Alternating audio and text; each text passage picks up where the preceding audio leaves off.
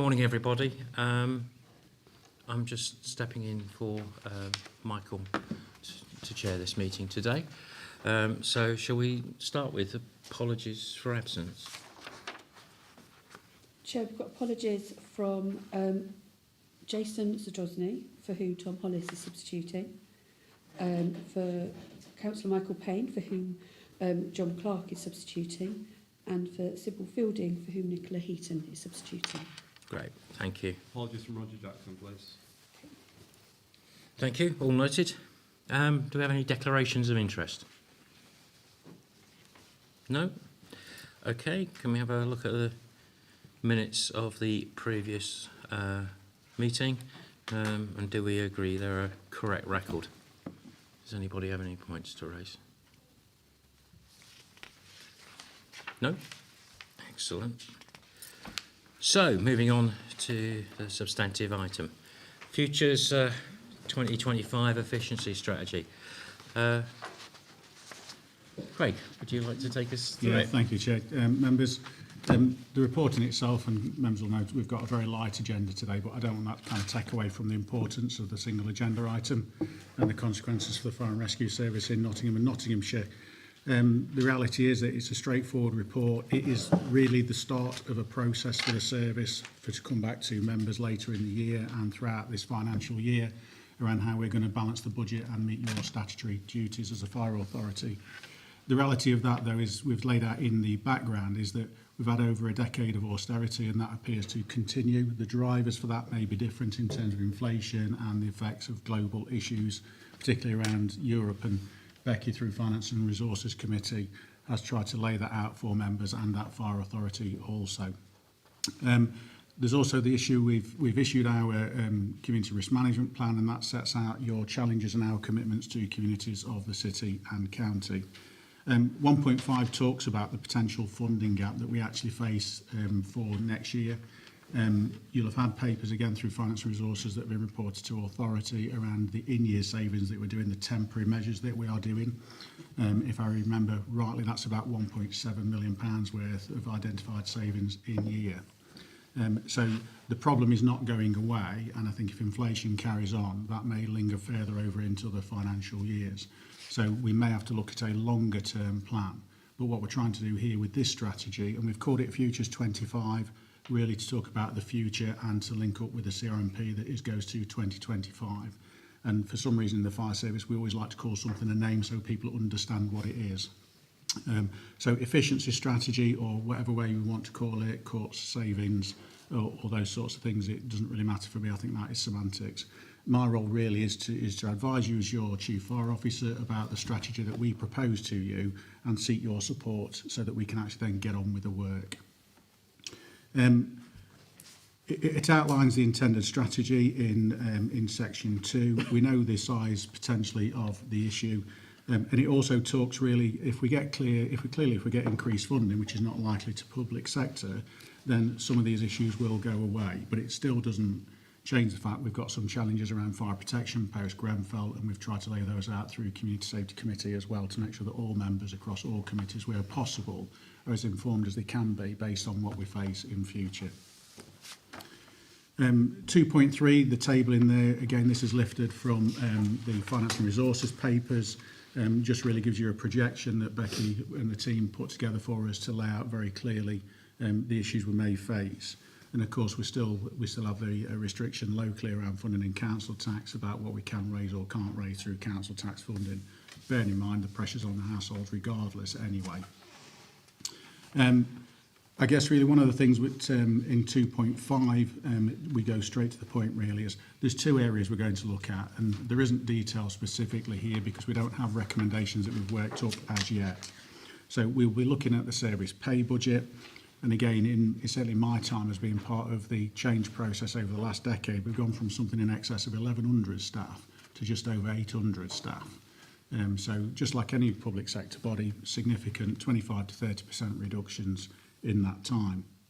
And the non-pay budgets, which Becky and the team and budget holders have to say over many years now have been doing their level best to make sure that we're spending the money on the right things and trying to make the right risk cuts where we can across budget holders.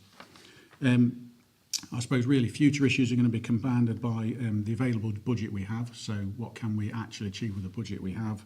The available workforce to do that work, because there's still the demand there to do that work. So if we haven't got the workforce, we can't get the work done, we haven't got the budget, they're interconnected.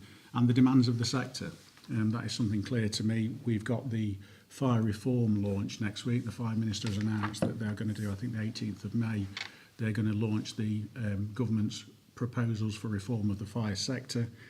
We've seen some of that previously, but there are clearly demands about and expectations that the sector will continue to improve. And HMI is being used as a tool to do that, to make sure that we drive continuous improvement. Again, one of your local government duties around best value is for continuous improvement.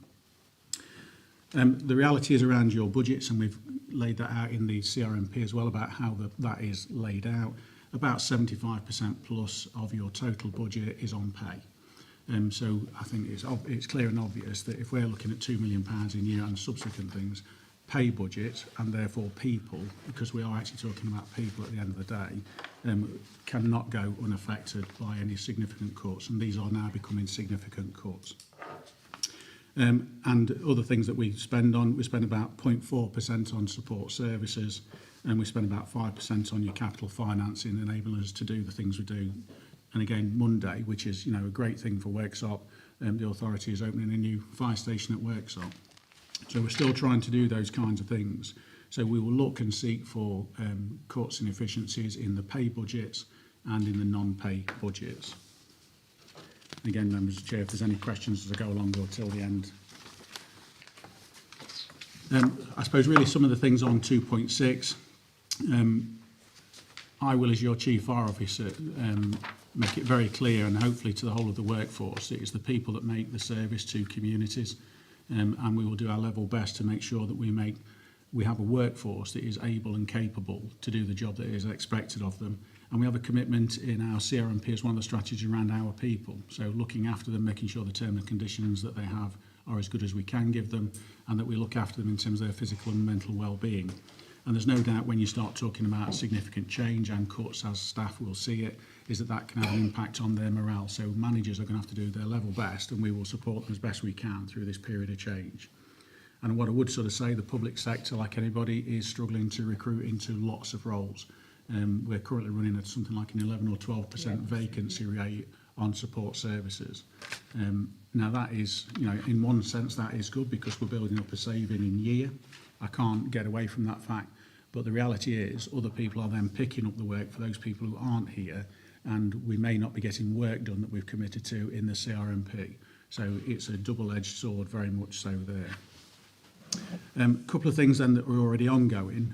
You'll be aware as part of developing the CRMP that we've done a strategic assessment of risk, and that is looking at the risk within the city and county and what demand that places on the fire and rescue service, more from an operational response perspective rather than prevention and protection. But we do other things, the risk-based inspection programme, which is basically identifies the non-domestic buildings in the city and county that the fire protection team deal with, and then prevention, dealing with vulnerable persons through your Charlie matrix that all members will be aware of.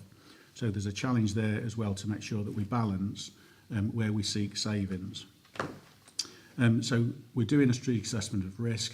It's usually been called fire cover review in the past, and that's how staff normally do it, but strategic assessment of risk.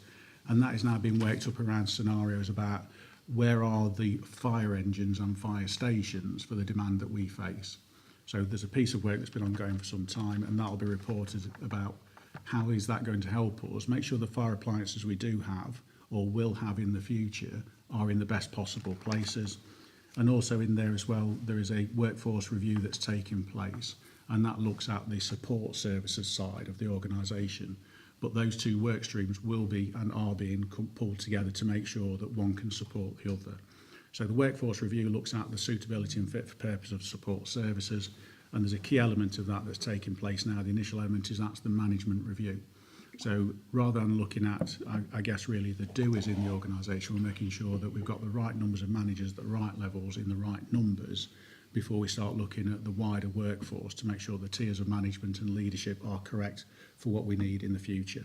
So fire cover review, strategic assessment of risk, looking at the operational response model, and then the workforce review looking at the support service side. And those two pieces of work will be pulled together more progressively throughout the year. I've tried to articulate in the paper as well about some of the demands. I continuously listen to podcasts and Grenfell Inquiry, and it's very clear to me that the fire sector reform is going to place a heavy emphasis on prevention and protection, and also the HMI in terms of we'll get the report hopefully in the next couple of weeks or so, and we'll have an idea there what it said to us about our prevention and protection as well. But there's a clear slant, and some of the causes for concern around the country on fire services have been centred around prevention and protection. Very, very few have been really centred around their operational response model. So it's very much a focus through HMI around prevention and protection. So that is something we'll clearly have to look at, because the demand on protection is only going to go up in my view. And all the indications nationally are, and certainly the work we've been doing in the city over the past 2 or 3 years, we're beginning to see and uncover some of the issues in the built environment.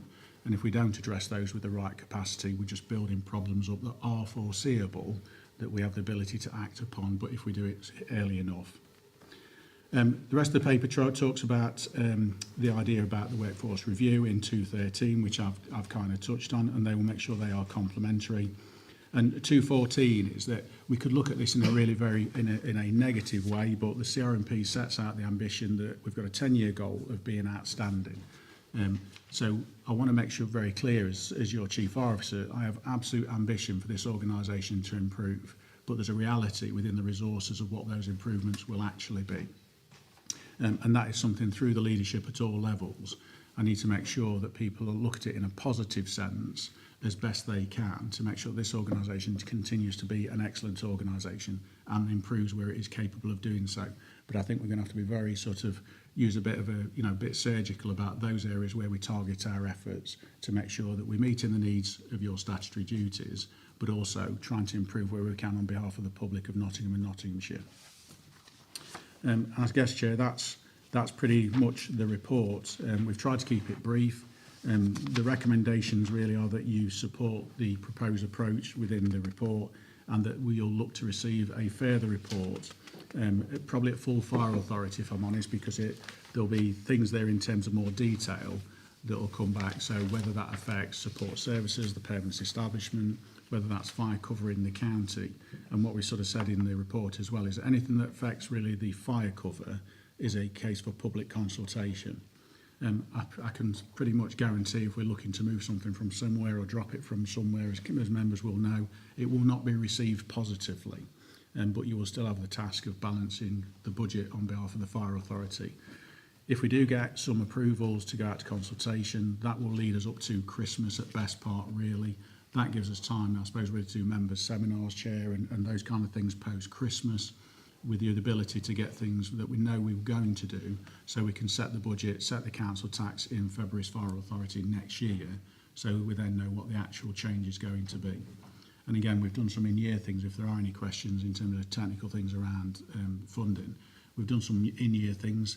We're still advertising that we're looking to do whole-time recruitment, but we have pushed back whole-time recruitment till April next year. We're going to do the recruitment process, but the actual start dates will be, at the moment, is April next year.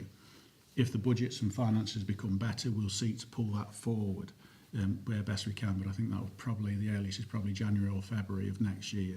But that does obviously build us up some underspend on pay budgets as well at the same time. Whistle-stop tour, Chair, I'm afraid, but happy to take any questions from members. Thanks, Chief. Yeah, I mean, you're right.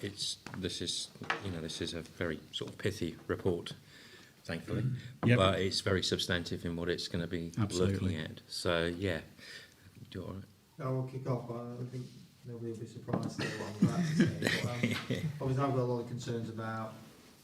Well, if we'll start with the reality, as you say, obviously we are a very staff-heavy organisation. You certainly compare it to other organisations. I'm on like Ashfield and the county. You know, they're dealing with a vast array of budgets, and staff are certainly a considerably smaller part in it. But then, obviously, when you talk about the fire, what we're here to do, we are here as an organisation to make sure we are the boots on the ground. So when we do have an incident, whether it be a road traffic accident, fire incident, or the more, I can say, organised prevention work, there's people there on the ground to go and help people.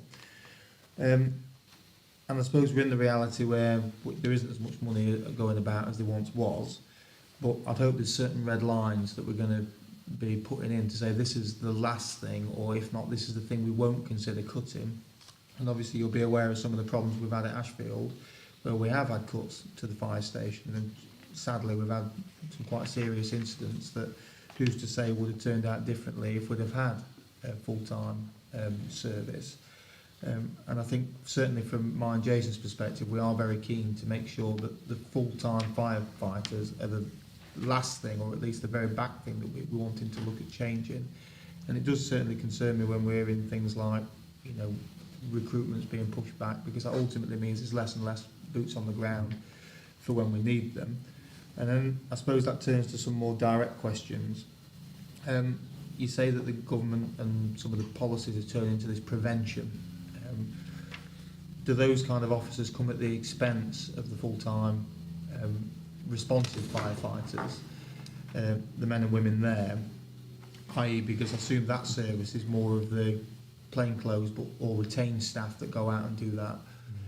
So that's the first question. So what does it really mean to the full-time fire service if we're having to move to a more of a prevention kind of outlook?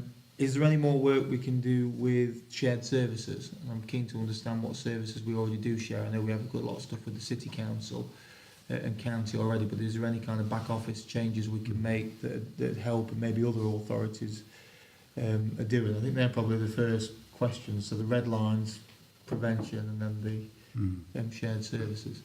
I suppose if I take it in an order, I'll remember better, Councillor. Sorry for firing so many. I think we've touched on in the report around collaboration, so shared services as in doing it different with others. Things like we're on the same site as the police now, so can we do something around integration? Because we always talked about collaboration with a view to integration. And I know staff will be looking at this and worried about it. If I look at the numbers of vacancies we've got in support staff already, I think shared services may offer us more resilience. I'm not sure it'll find you the savings that you require, because it will still have a cost. So I don't think the numbers are so significant. And if I look at our support services, it's difficult to draw a line dead simply because some are wearing a uniform doing prevention, but they're not firefighters, but they're doing frontline work. So I think it's something like £2.5 million in total it costs us in terms of staff, something like that, to run the organisation of people who don't do something prevention, protection and response, roughly. I could be corrected, and somebody probably look online at reports and say, well, it's actually that much. But yes, collaboration will be looked at as part of it, as part of the workforce review. I think doing shared services, like all public bodies, it may give you more resilience rather than save you lots of money, and that's why we're looking at the management thing first as well. I think we've looked at something like £250,000 of savings in management where we can. When you look at the percentage of that of the £2 million, that's pretty significant. The prevention side of it, we have some subject matter experts in prevention, so people who do safeguarding and those kind of things, and education that firefighters are not necessarily equipped for. It's not to say that people can't be trained to do that, but they're not equipped for in terms of working with partners, and again, they're minimal numbers. And what I would sort of say on the prevention side is if we can maintain the expertise of the subject matter experts, it makes us more effective.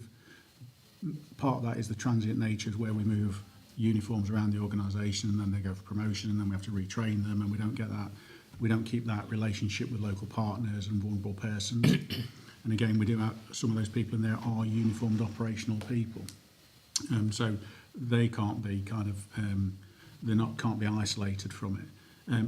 The reality is, I suppose, from myself as an operational officer to a firefighter, that is where the bulk of the money is spent in this organisation. And the whole time side of it, as you'll know well, Tom, 12 of your 30 appliances are whole time, 14 during the day, 18 are on call. So, you know, you are a predominantly, might be quite, you know, figures aren't, but you are predominantly an on-call service. I think there are things we can do around, you know, the whole time. You know, if you was to talk to firefighters on station, as I do now, they're all talking about, is it going to mean this? Is it going to mean that? Well, I think if they wrote down on the back of a postcard, and I wrote down on the back of a postcard, I can assure that most firefighters in this organisation and my list will not be fundamentally different. I think to talk of red lines at the minute, I'd be putting my neck on a block in front of you as a fire authority to say where the red lines are. I think all I can say is we'll take the data, we'll look at the information and the demand, and we'll come back to you with what we believe is our best advice for you to consider and scrutinise in the autumn.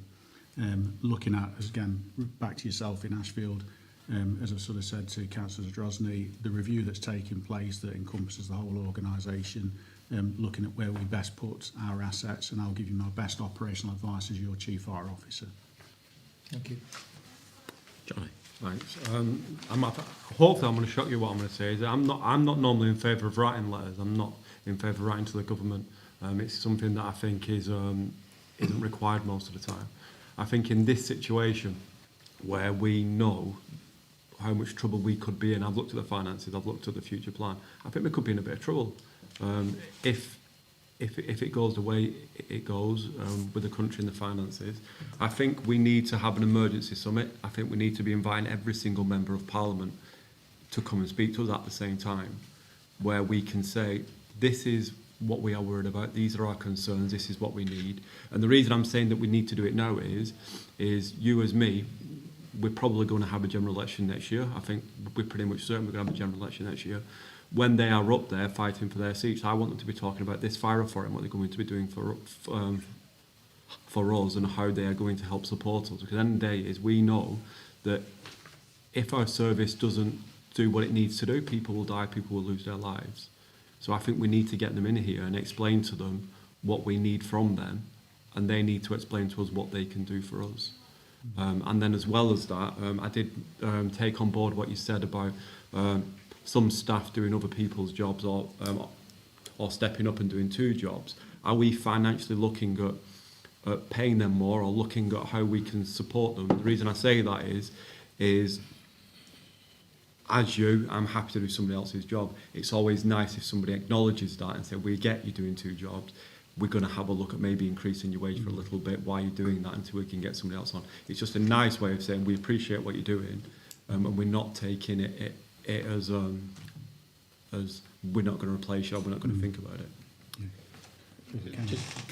So I think that's a good idea. I'll talk to Michael about it and say you'll work with him to do that. Yeah. I suppose just on the MPs thing, I have a letter drafted already to all MPs in the county as I was looking at being your Chief Fire Officer.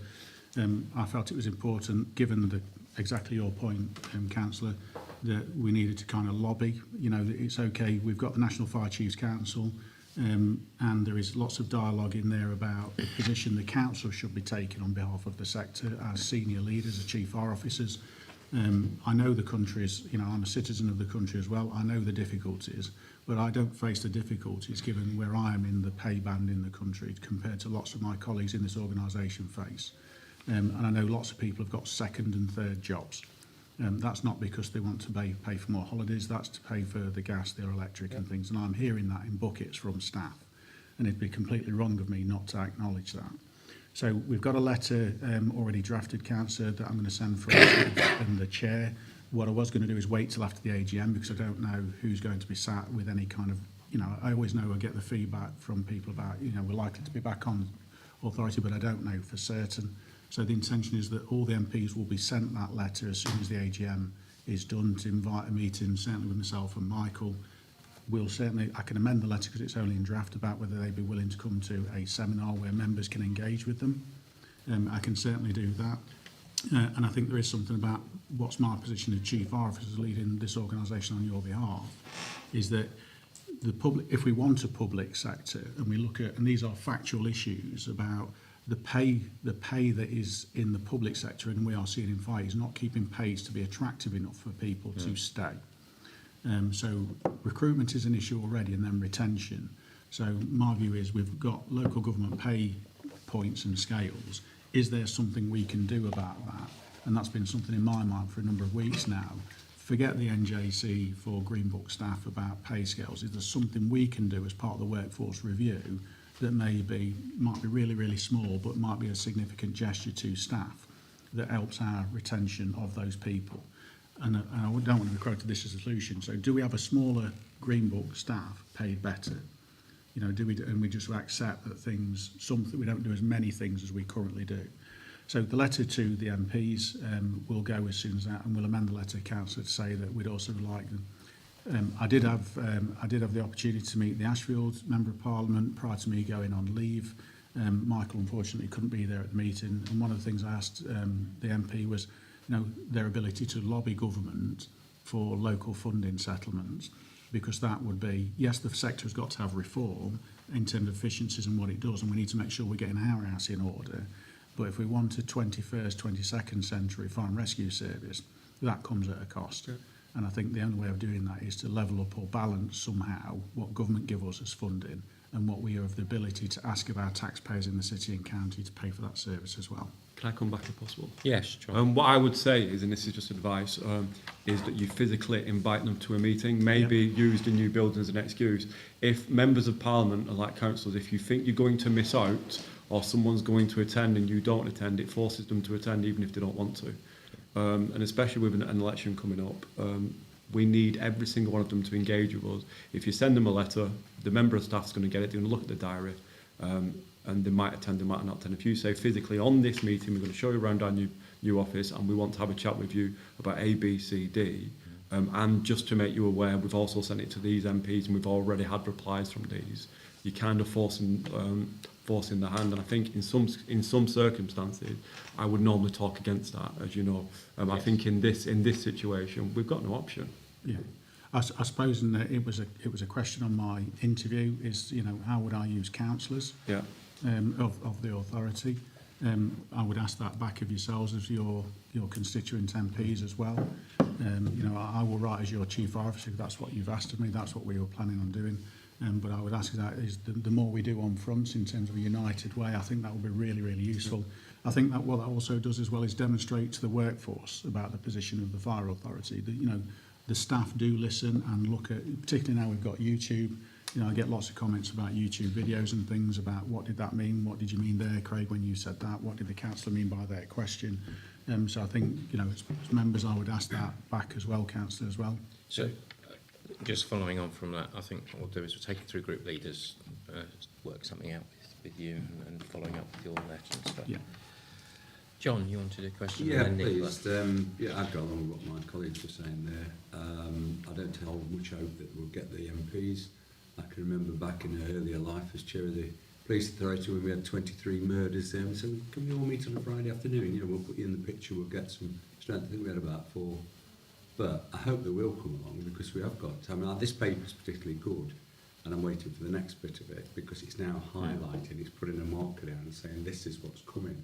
And some of the things there, you've got the risk, and I see that with the fuel crisis, we've already across the country had an increase in people opening the fires up and using them as things. We've got people, choking from fumes and fires set off because of that. So there are risks there. There's a 2.7 million, is it a trillion is it? Debt now, which is significant. So that's got to be dealt with. So they're going to have to find that money. You can't keep borrowing money, spending money you haven't got. That's clear. But this is a service well worth fighting for. Again, I see the Grenfell. When all that starts coming out, that'll put a lot of pressure on us. Over the page you've got HMRC and that report. That won't carry any money. It's never carried any much money anyway. So that we have got. I'm glad that Becky and yourself have brought this forward because we need to seriously look at it. And when we do meet, if it is September, then we need to make sure we've got sufficient time. We've not got a loaded agenda to discuss it because we're asking more and more, and we're all on different councils. But we know that we're living on goodwill of a lot of our staff. A lot of our staff are doing way beyond the remit now to try and keep services running, and it is difficult. So I welcome that. Yeah. I look forward to the second part of it. Just if I can, Chair, there's 2 member seminars that will be taking place over the next few months. Yeah. I think one's after AGM. Can't exactly remember the date. There won't be much detail there because a lot of that might be induction if we get a lot of new members. But we will hopefully start setting the scene about where we are.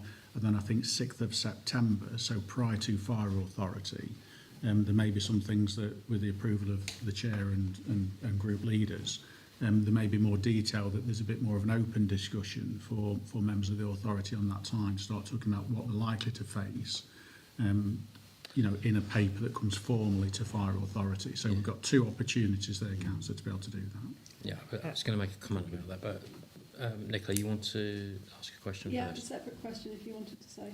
Well, only just on what you've just said. I just think in terms of the recommendations here that it might be worth the intermediate stage, which is a briefing seminar for members in terms of what's going to come in the paper. Not that they're going to necessarily give complete feedback on it, but they can understand what the issues are, so that there's a meaningful debate. Yeah, because I mean, you go to consultation, we could set the hairs running. Yeah, exactly. Quite frightened and think that we're not, you know, like your area or my area anyway. Yeah. So you know, high-rise blocks in the city are worrying me now. We're not, you know, got more cranes going up all over the place. That's great for the economy, but how are we going to service that if one or two of them catch fire? yeah. Yeah. So I would ask that, you know, in the recommendation that there's a pre-organised seminar for members prior to the report coming to the meeting, so that we can get into the details of it and understand details, and also formulate what the questions are to it, because obviously sometimes you're a bit reactive in meetings even though you've read the paper, but you might have questions that don't need to be raised there. So Nicola, you wanted to ask a question? Thank you. I was going to ask about 2.14 because I was just looking at the way you wrote it. So my understanding of what you put is that we have an ambition to be outstanding by 2032. Mm-hmm. On our current trajectory and given the challenges, we probably won't make it unless there's significant change. Is how I'm reading that sentence. Not necessarily. Not necessarily. No. I think what I don't want to do is play the victim card as service-wide. It is an absolute challenge with what we have in front of us. But the way we measure outstanding, or the way HMI will measure outstanding, doesn't mean to say that it's always about the number of fire engines or fire incidents or those kind of things. You know, it'll be the way that we know and understand our communities, prevention, what we're doing around regulation and how we're using the fire safety order around fire protection, so non-domestic premises, and then what we say to the public we're going to achieve. So HMI have been very keen, not on this inspection last, but before, about our attendance times at incidents. So we've always said on average 8 minutes to attendance times, but they made a point about, they didn't think we were being clear enough to the public about those. National standards of fire cover went in 2004. And that was, you know, the government of the day decided that we didn't need that and went to integrated risk management planning. So my view as the chief is let's leave that, let's strive for ambition, but we have to be realistic. If we're doing 10 things now, we might be doing 4 or 6 things in the future to be outstanding. Let's be very focused about everything we do. Every contact counts with the public. Let's make sure we try and be outstanding. So I don't think necessarily money helps, council, without doubt. It gives you options, it gives you choices that you can make, or gives you a wider range of choices. But it is a clear ambition that we want to improve. And I don't want to kind of have that sort of that underlying sense, that feeling that, you know, it's the victim status about things. I want the whole workforce to have ambition, and we know there are difficult times. What I would say in my last 10 years, it's gone from very, and that might change now because of how people feel nationally, it's gone from a very against everything 10 years ago to a lot more understanding and informed conversation on stations and in teams, because we've had a decade of it and kind of understand it. And we don't tend to get a backlash about what we do here. We tend to get a backlash where we get it wrong about how we do it, in terms of how we deliver change. That is the most feedback I have is about how we try to do the change. There's always disagreements about the change, about what. But I think in terms of leadership, and that's something I'll be sort of trying to be clear with all managers and leaders, let's make sure we look after the people along the way by doing a great job. So not necessarily, but it will be a challenge without doubt. My point was not even mainly about the not meeting outstanding, but the adjustments that will be required to the establishment and the structure to meet it. So what are we thinking over the much longer term, and how do we make sure that our short term need to meet have a balanced budget is also looking longer term as well. Yeah, I suppose it's kind of difficult to answer the question without sort of avoiding answering the question. If I look at the progress we've made in the last 3 years in service delivery, and I use this all the time, and colleagues in the room will know this. If I look at safe and well visits, you know, we did 13,000 safe and well visits last year. Hopefully we'll achieve that this year, and 15,000. That's gone up with the workforce going down. So we're having to find ways of occupying and structuring the day of our firefighters and prevention teams. If I look at fire protection, about the outstanding work they do, building consultation, fire safety audits, the number of audits, they've gone up as well as staff have gone down. So I think we've got to look at how we do stuff as well in the day, even if numbers might go down. If I look at incidents in terms of response, they've kind of plateaued from what I can see, and some work I did over a decade ago, they were still continuing to go down, and there's a mantra being told is, why have you got this the same resources when you had this demand as you have now with less demand? Well, it doesn't quite work that way. We resource to risk, not demand, say, like the police or EMAS might do, because of the call profile they get. So we are the insurance policy for when it goes wrong. And I think there are some things we can do still there, even if that might mean less. So I think there's ways we distribute things, and what we do, say, on a daytime or versus a night time. So there are still some things I think we can do about the way we do it that still lead us to doing this, even though there might be less people or likely to be less people.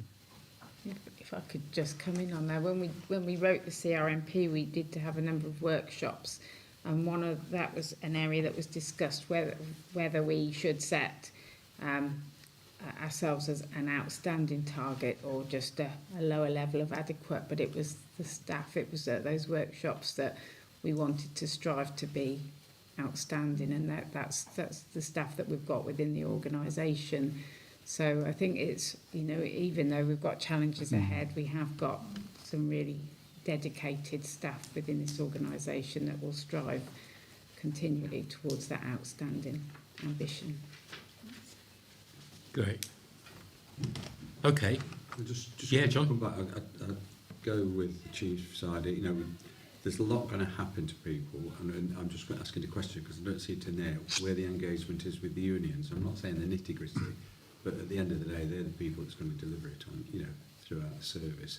So somehow, running alongside this, we've got to do some work with them, so that we can get a consensus, when we come together as the councillors, etc., but also with the unions, because they're going to carry out what we stipulate as the strategist.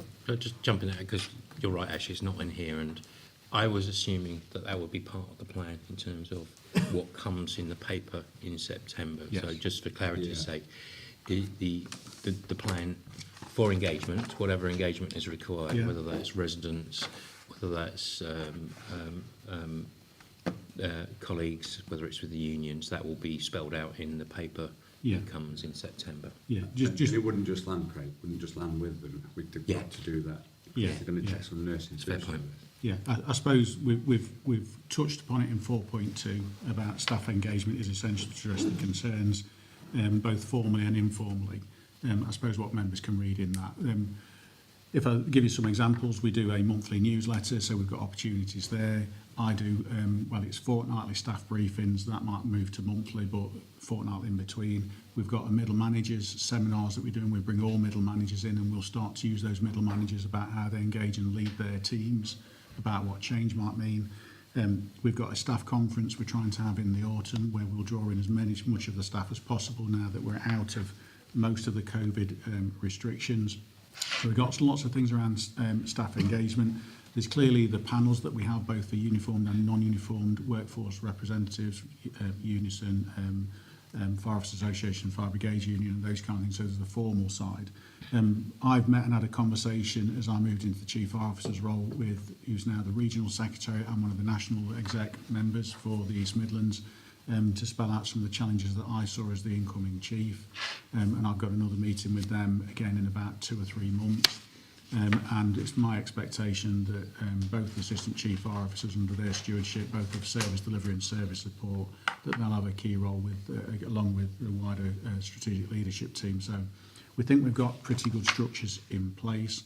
Some of these things may turn into projects as well, so there'll be a programme board. Monthly, I have as we've now started, a Community Risk Management Plan Assurance Board.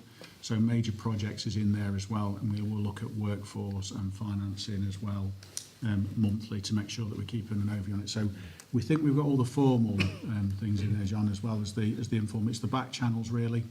I've found a sort of 15 years of being overseeing industrial relations. it's the back channel conversations and the relationships that make an organisation tick. Great, thank you. Not seeing any more questions on this. So we've got to agree recommendations on what is a concise paper but with a very substantive reach on it. So the recommendations are, and I'll read them out, support the proposed approach detailed within this report. Can I ask for whether you support that? Okay. And 10.2, receive a further report at Fire Authority meeting in September 2022. I'd like to just add to that, preceded by a members' seminar to go over the paper for questioning prior to that, if we can add that into it. Are we in agreement with that? Excellent. Do we have to put the letter that John has put forward? Sorry, yeah, what I will do is I will raise that with Michael, and Michael will talk about, but we will do that, yes. Thank you. Okay, well, that's the end of our business today. Can you just indulge me for a second? This is my last Fire Authority meeting, and I have to say the last 4 years have been really great. I've really enjoyed working with professionals within the organisation, and even with my political opposition. It's been a pleasure. So I just want to say thank you very much, and thank you particularly to Craig, Becky, and all the other, those sitting at the back. The advice that you've given and the support you've given has been great. So thank you very much. Anyway, business closed. Can I just add to that briefly? Just Oh, sorry, yes, please, You John. came into it, you were dropped into it, and you've really enthused in this role. So I would like to report, certainly my thanks. You've done an excellent job in supporting Michael. It's not easy. No, it's not. Not with Michael, no. Not easy. And, It's a joke. No, I think you can be proud of what you've done. Thank you. Thank you, John. Yeah, And thank you from us as well. You've been superb. Thank you. Thank you very much. No, so I'm going to use this opportunity to lobby here. Now you're in a bit more of an authority at the City Council. We're going to get the ice rink back at Christmas, or that's what we're after. People have asked what we want. Forget the We'll wheel, see the what we ice can rink. do just specially for you, Tom. That's all right. Just put it on. That's it. Ashfield residents only. City centre. Yeah, I would like to say actually, I'm not breaking the entire relationship with the fire service, because I'm taking on housing, which is great, and I'll be really pleased to carry on with the work, especially the prevention and protection work that we do. Thank you very much. Meeting over.